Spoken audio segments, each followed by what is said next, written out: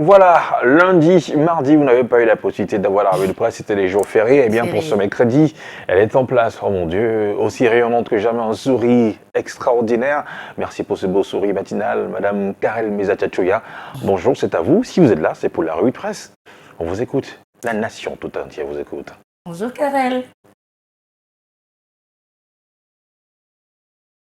Bonjour Thierry Carole, bonjour Patricia, madame, messieurs, bonjour et bienvenue à Angola où nous retrouvons avec beaucoup de plaisir pour la lecture transversale des journaux.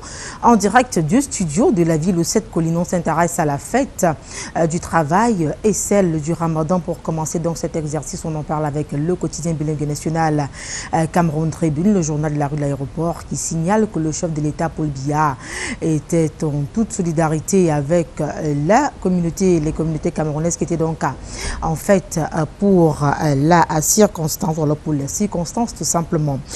Les Camerounais ont donc commémoré la 136e journée internationale du travail et la fête de fin du Ramadan, respectivement dimanche et lundi dernier. À l'occasion de la célébration de ces deux événements, le président de la République leur a donc adressé des messages d'encouragement, lesquels sont d'ailleurs parus en page 3, 13 et 15 dans les colonnes de Cameroun Tribune de ce jeudi matin. Cameroun Tribune qui s'intéresse également à la 31e journée internationale de la liberté de la presse qui a également été célébrée au Cameroun, bien évidemment. Le journal nous fait savoir que le gouvernement penche pour une presse responsable, une presse professionnelle, une presse bien évidemment qui se rassure d'avoir vérifié l'information dans le respect strict de l'éthique et de la déontologie qui régissent la profession avant de mettre sur presse ou alors de diffuser tout simplement l'information. Cameroun Tribune revient donc sur cette célébration et la sortie du ministre de la Communication René Emmanuel Sadi est relative justement à cette information que nous propose donc le journal en guise de plat de résistance et la liberté de la presse qui meuble également la première de couverture du quotidien Réalité Plus. Le journal de Paul Ngouaré Kenji signale qu'en félicitant les professionnels de médias du Cameroun, le journal signale que on en compte pratiquement milliers sur le triangle national, tant dans la presse papier, radio, télévision et cybernétique. Le journal de Paul Ngouaré qui nous fait savoir donc que c'est une rare en Afrique de trouver un pays comme le Cameroun où la liberté d'expression est une réalité. Plus de 1000 radios, TV, journaux et presse cybernétique animent donc l'arène médiatique. Chacun y va avec son temps malgré quelques dérives souvent blâmées. Remarque donc le ministre de la Communication dans la déclaration. Le Cameroun est donc un exemple à citer, un pays où la presse exerce en toute liberté ci-dessous. L'intégralité, en fait le journal nous propose tout simplement l'intégralité de la communication gouvernementale en rapport bien évidemment à la journée internationale de la liberté de la presse célébrée au Cameroun. Et le Cameroun qui occupe le 118e rang sur le plan mondial en ce qui concerne bien évidemment le classement de la presse dans le monde entier. C'est le journal La Voix du Centre qui révèle ou alors qui met à disposition ce classement pour nous ce jeudi matin. Les autres pays qui figurent également dans ce classement à retrouver dans les colonnes du journal. Le quotidien L'économie aussi s'intéresse à la journée internationale de la presse pour parler cette fois-ci de la viabilité économique de la presse dans notre pays.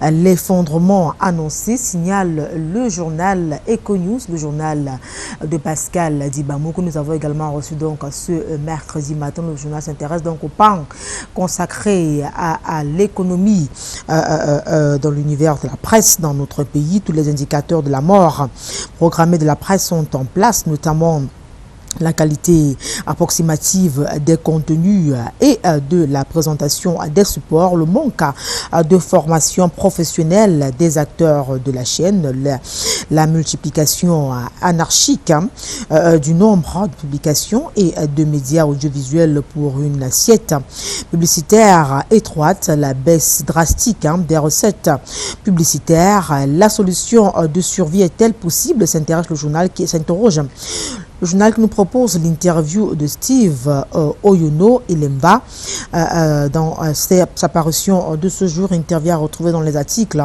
parus de la page 5 à la page 7. Autre journal, autre information avec le quotidien Émergence que nous avons également reçu ce matin. On parle également économie, finance, tout sur l'emprunt obligataire 2022 à retrouver donc dans les colonnes de ce journal. Le journal met à disposition pour nous cette information relative à l'emprunt obligataire. Ce qu'il faut savoir, eh bien, c'est donc une découverte que nous propose le quotidien Émergent, le premier quotidien public bilingue au Cameroun de Manus Biaga, qui est bien évidemment en kiosque. Souveraineté monétaire, on en parle à présent avec le journal Intégration, le journal de Thierry Dongowona, qui est également à notre rédaction ce matin, se penche donc sur cette information dans sa parution de ce jour. La CEMAC franchit une nouvelle ère, signale donc le journal.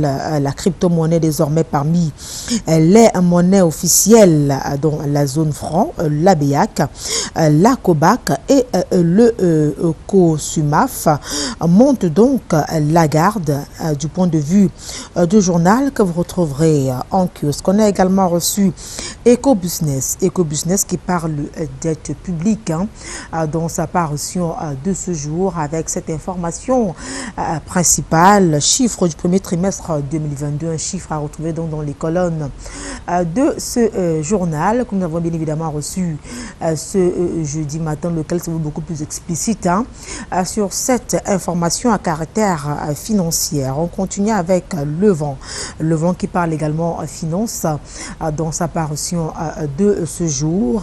Budget d'investissement public, l'enveloppe de l'Est jugée injuste et faible par les maires du point de vue de ce journal, lequel justifie d'abord cette position de ces autorités-là, avec à travers le montant alloué à l'enveloppe et puis tous les projets bien évidemment qui vont absorber cette enveloppe-là. C'est en tout cas le plan de résistance, la principale information que nous propose le journal de Jean-Jacques Zé, lequel est un kiosque et beaucoup plus explicite d'ailleurs sur cette information. Infrastructure et développement durable nous a également parvenu ce mercredi matin. Le journal s'intéresse à l'autoroute des télécommunications. C'est bien cette autoroute des télécommunications est donc décrite dans la parution d'infrastructures et développement de ce matin et qui met un pan d'honneur sur les enjeux de la fibre optique et câbles sous-marins. L'Agence de régulation des télécommunications du Cameroun, RT,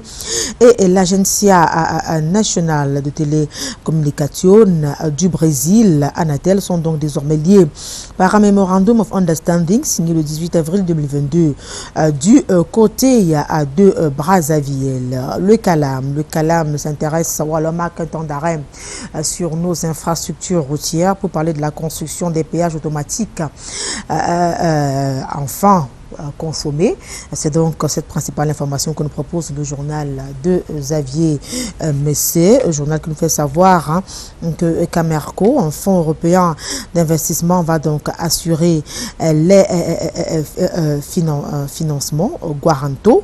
Autant pour moi, l'information a été donc obtenue auprès d'une banque de Londres et puis le montant de l'emprunt est de 57 milliards de francs CFA et puis un groupe de travail des parties concernées finalise le dossier à Paris depuis le 28 avril 2022. Le CALAM en parle dans sa parution de ce jour de manière beaucoup plus explicite. Mettons également le cap dans la région du nord-ouest du pays avec Ladies News qui nous fait donc savoir ou alors qui revient sur cet enlèvement d'une sénatrice dans cette partie du Cameroun. Encore une conséquence de la crise dite anglophone. Elle est donc entre les mains des séparatistes depuis plusieurs jours maintenant. Elisabeth Regina Mundi a été donc enlevée par des présumés combattants séparatistes ce samedi 30 avril du côté de Bamenda, c'est dans le nord-ouest du pays. Eh bien, le journal revient un petit peu sur les circonstances de cet enlèvement dans sa parution de ce jour, lequel sème la terreur dans dans la région du Nord-Ouest. D'ailleurs, Terre Promise Hebdo en parle également dans sa parution de ce jour et met un pan sur cette terreur que sème donc cet autre enlèvement d'une autorité dans la région du Nord-Ouest du pays. La sénatrice du Nord-Ouest et son chauffeur ont donc été enlevés en plein jour du côté de Bamenda le 30 avril dernier, signale également le journal, par des hommes armés. Les séparatistes présumés, les forces de sécurité se sont donc déployées pour attraper les ravisseurs et libérer les otages. Le journal en parle au détail près dans l'article paru en page 3. Et le journal The Guardian Post, le journal d'expression anglaise de Priscianga, qui consacre pratiquement une page à ce tableau sombre dans sa parution au quotidien, revient donc sur cette crise dite anglophone ce mercredi matin et dévoile un petit peu ce dont les populations de cette partie, de ces parties du Cameroun, puisqu'il s'agit du nord-ouest et du sud-ouest, ont donc bénéficié de la crise depuis son avènement. Cette information revient donc sur tout ce dont ont bénéficié les populations des régions du nord-est et du sud-ouest depuis la crise dite anglophone, crise qui, faut-il le rappeler, fait également beaucoup de mal aux populations. Beaucoup de sang a déjà coulé et ces dernières veulent voir justement cesser le feu dans les plus brefs délais, retrouver progressivement le cours normal de leur vie. En tout cas, The Guardian Post en parle au détail près dans sa parution de ce jour. Intéressons-nous à présent au recrutement clinique à l'assaut des cotons. On en parle avec Tribune d'Afrique, le journal de Faustin Ndjikam que nous avons également reçu ce matin, nous fait savoir que Ferdinand Ngongo ouvre le débat sur le tribalisme d'État au Cameroun en recadrant, signale le journal, le directeur général de la Sodicoton sur la gestion des ressources humaines au sein de son entreprise. Le ministre d'État, secrétaire général de la présidence de la République, s'est donc attiré la colère du Grand Nord et dans la foulée a remis au goût du jour la citante question de recrutement et de nomination sous fond de tribalisme à ciel ouvert. Eh bien, le journal nous propose d'ailleurs un édito du directeur de publication, toujours en rapport à cette information. Parlons santé à présent avec le quotidien Éco-Santé. Le journal de Joseph Mbemou s'intéresse à la journée internationale de la sage femme. La 13e édition s'ouvre donc ce jour à Yaoundé. Indique ce journal spécialisé en questions de santé que nous avons donc reçu ce matin, celui de Joseph Mbemboum, bien évidemment, qui nous fait savoir que la faculté de médecine et des sciences biomédicales de l'université de Yaoundé 1 abrite les 4, 5 et 6 mai prochains la 13e édition de la journée internationale de la sage femme sous le thème un personnel de santé compétent et suffisant pour des services maternels et néonatals sécurisés et humanisés. L'association des sages-femmes et assimilées du Cameroun profite donc de cette journée particulière pour renseigner le grand public sur la richesse de ce métier, les compétences nécessaires et la diversité dans leur activité quotidienne. C'est en page 4 que le journal en parle en plus détail. On a également reçu Santé Nature Info. Ce matin, notre journal spécialisé en questions de santé, cette fois-ci d'Albertine Bidjaga, qui s'intéresse donc aux hôpitaux publics où sont passés les certificats médicaux. S'interroge donc cet hebdomadaire que nous avons reçu donc ce matin, lequel nous fait savoir que les imprimés de ces documents sont introuvables dans la plupart des formations sanitaires publiques de la ville de Yaoundé. Les usagers font face donc à une pénurie du précieux sésame que personne ne réussit vraiment à expliquer. Le journal en parle en page 4. On continue avec le point hebdo qui parle imposture dans sa parution de ce jour, Chine-Cameroun. C'est dans cette coopération qui est mise en exergue dans les colonnes du journal, alors qu'on est en droit de s'attendre à un partenariat gagnant-gagnant.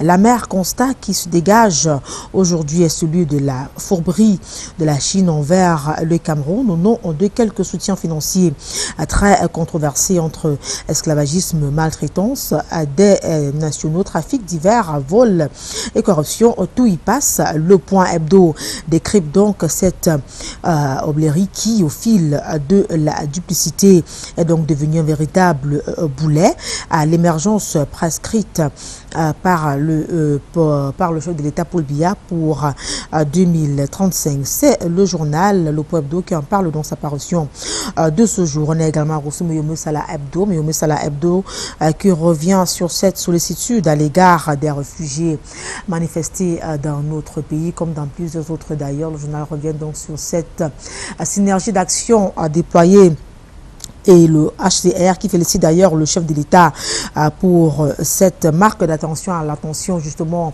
des réfugiés dont regorge le pays au 31 janvier 2022. Environ 343 548 personnes, soit 46% de la population totale de réfugiés et demandeurs d'asile ayant fui la crise en République centrafricaine ont donc trouvé terre d'accueil assuré au Cameroun. Dans les centres d'accueil, ces personnes bénéficient de l'accès aux services sociaux de base dans les secteurs de l'éducation à tous les niveaux d'enseignement et de la santé. Le journal en parle au détail près dans les articles parus de la page 6 à la page 7. On a également reçu Info Majeur, le journal d'Andongefa que nous avons reçu ce mercredi matin, fait la part belle au dossier brûlant de la République dans sa parution de ce jour, le silence présidentiel mis en exergue par ce journal. Le temps du président de la République, Paul Biya, ne laisse filtrer aucune fumée blanche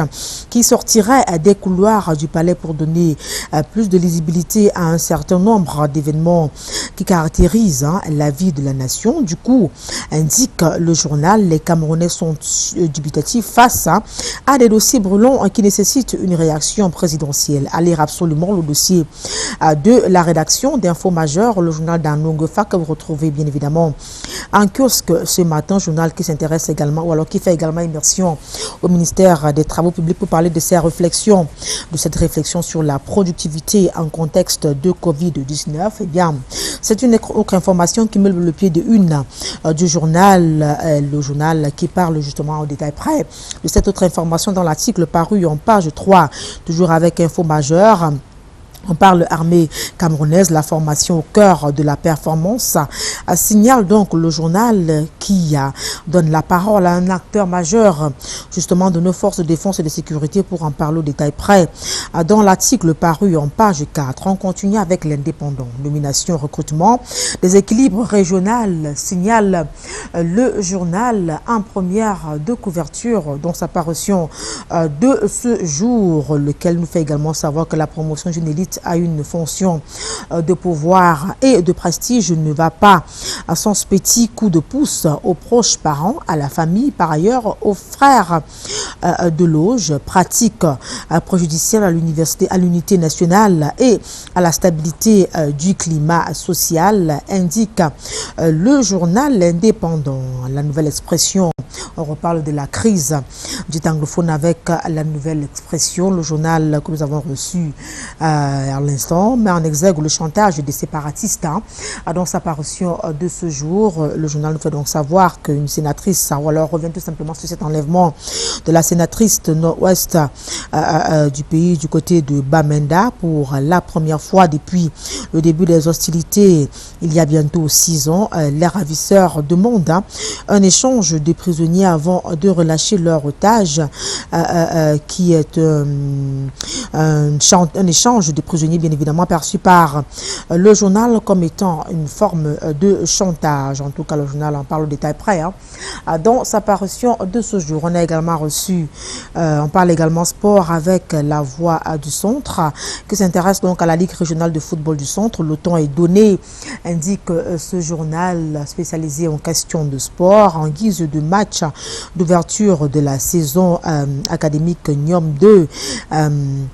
a pris donc le maillot sur le meilleur sur réel d'essai de but contre 0 en nocturne le 30 avril dernier au stade de Ngoekele ici même à Yaoundé. On a également reçu cet autre journal Droit Média Finance, un magazine qui s'intéresse alors qui traite également plusieurs informations dont sa parution de ce jour, lequel revient par exemple sur les droits financiers de la CEMAC avec un zoom sur les premiers rendez-vous droit et finances. Il y a également le droit bancaire, l'UEMOA, la commission bancaire envisage l'IA et la Big Data, signale également le journal. Et puis également droit des assurances CIMA, le bilan des 3 ans du règlement CIMA, donc sur l'assurance islamique, à retrouver dans le magazine Droit Média Finance que vous retrouverez bien évidemment en kiosque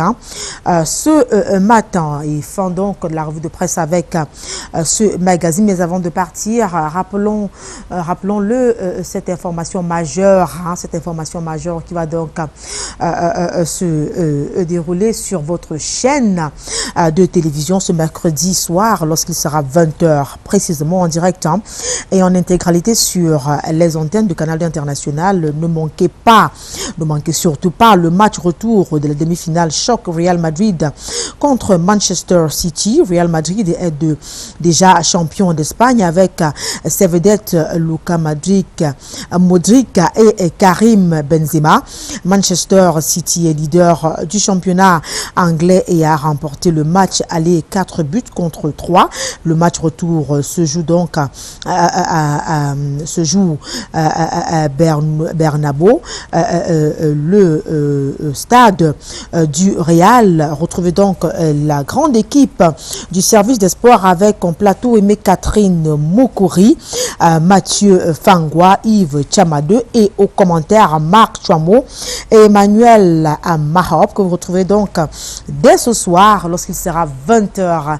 Restez donc scotchés. C'est un match, c'est un rendez-vous à ne manquer sous aucun prétexte, tout comme bien évidemment au Canal Matin, ce rendez-vous quotidien, cette émission de divertissement qu'on ne retrouve nulle part ailleurs, si ce n'est sur votre chaîne de télévision Canal International, la chaîne toujours plus proche de vous, avec donc cette émission de divertissement continue et on retrouve immédiatement du côté de Douala grâce à Thierry Kamto et Amadou Sangou qui assure sur le plan technique derrière la baie vitrine. On retrouve donc la charmante Patricia et le tout élégant Thierry Carole, le show lapin. Pour la suite de Canal Matin, plaisir de vous retrouver donc demain lorsqu'il sera exactement 7h pour la revue de presse. Ah oui. Un lapin qui a un seul propriétaire. Ok, c'est super, j'aime cette précision. Ah ben oui, il est important. Ouais. Il est important d'être lapin, d'avoir un seul propriétaire. Ouais, et c'est moi sur ce plateau, il n'y a pas une autre à côté de Thierry. Non. Donc, j'ai précisé que sur le plateau. Ok, sur le plateau. Oui, j'ai précisé Thierry. Non, sur le plateau, c'est le patron qui est le propriétaire de tout ce qui est ici. D'accord. Ouais. Bon, ok. Merci Karel Messatia pour cette conclusion avec une touche d'humour qui nous fait plaisir. Ça fait toujours du bien de rire, de sourire. Ça rapporte de la bonne humeur et c'est tout ce qu'on vous souhaite, vous à la maison, vous qui nous regardez. Votre fidélité nous honore. On revient de la revue de presse et on n'en a pas terminé avec des informations pour nos téléspectateurs. En tout cas, la propriétaire du lapin se reconnaît. Et à l'instant, nous allons aller au-delà de nos frontières. Pas pour manger du lapin. Non, du tout. C'est pour des informations, une escale dans le monde, en fait, escale monde tout de suite. Médias et ONG dénoncent la répression des journalistes en Ouganda. C'est qui, heureusement, ne décourage pas l'UNESCO à soutenir les hommes et femmes de médias. Cette organisation vient de décerner le prix de la liberté de la presse à une association de journalistes bélarusses. Les Piedjou, Calvin Tekem, Jean Flaubert Chomno pour cet élément. Escale monde.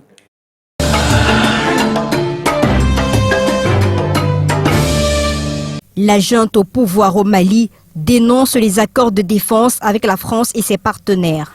Eu égard à ces insuffisances graves, ainsi qu'aux atteintes flagrantes à la souveraineté nationale du Mali, le gouvernement de la République du Mali décide de dénoncer 1.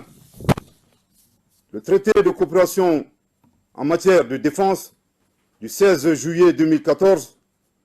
2. Le gouvernement de la République du Mali décide de dénoncer avec effet immédiat l'accord des 7 et 8 mars 2013 déterminant le statut du détachement français applicable à la force Barkhane et le protocole additionnel des 6 et 10 mars 2020 déterminant le statut de détachement non français de la force Takuba.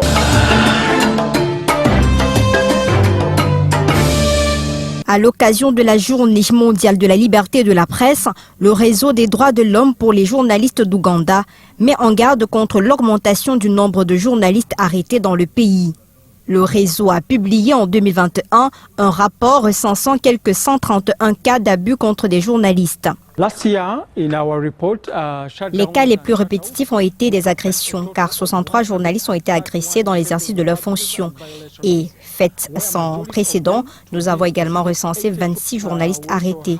Cela ne se passe pas comme ça en Ouganda, parce que les journalistes sont normalement battus, mais pas arrêtés. Mais cette fois-ci, ils l'ont été. Nous avons une très bonne situation en ce qui concerne la liberté de la presse, la liberté des médias en Ouganda. Elle est très dynamique si l'on en juge par l'engagement des radios, le nombre de stations de radio et des chaînes de télévision et par le contenu des articles qui critiquent sérieusement le gouvernement. Toutefois, cela ne signifie pas qu'il n'y a pas de cas isolés qui entachent notre situation. Sur la totalité des violations signalées, 82 sont directement attribuées à la police ougandaise.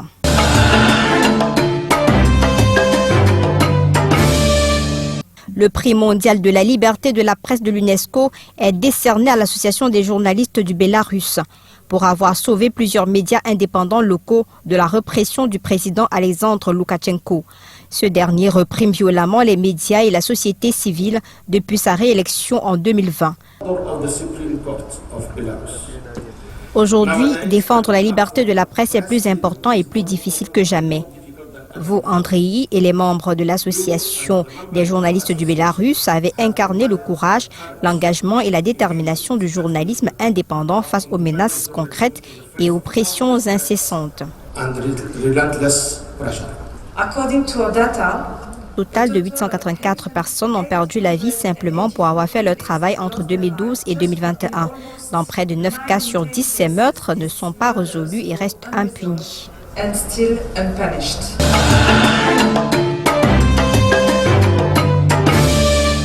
Des manifestants pour et contre le droit à l'avortement se rassemblent à l'extérieur de la Cour suprême des États-Unis à Washington, alors que cette institution s'apprête à annuler l'arrêt historique de 1973 dans lequel elle a reconnu le droit à l'avortement, a assuré tard lundi le journal Politico qui s'appuie sur une fuite inédite de documents.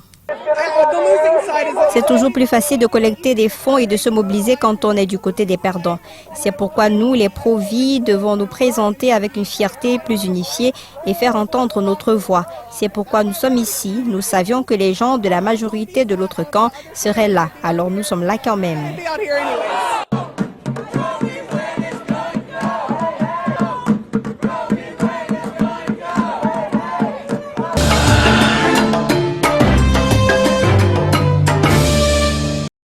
Voilà, de retour dans ce plateau, 7h28. Je ne sais pas pour vous, je ne sais même pas d'ailleurs pour vous, DJ Moyo, qui nous regarde à l'instant. Est-ce que vous avez eu le temps de regarder le nouveau vidéogramme de Stromae? Eh bien, Stromae, je ne dirais pas que c'est un génie, mais je dirais que c'est un extraterrestre. Sa dernière trouvaille musicale est tout simplement extraordinaire.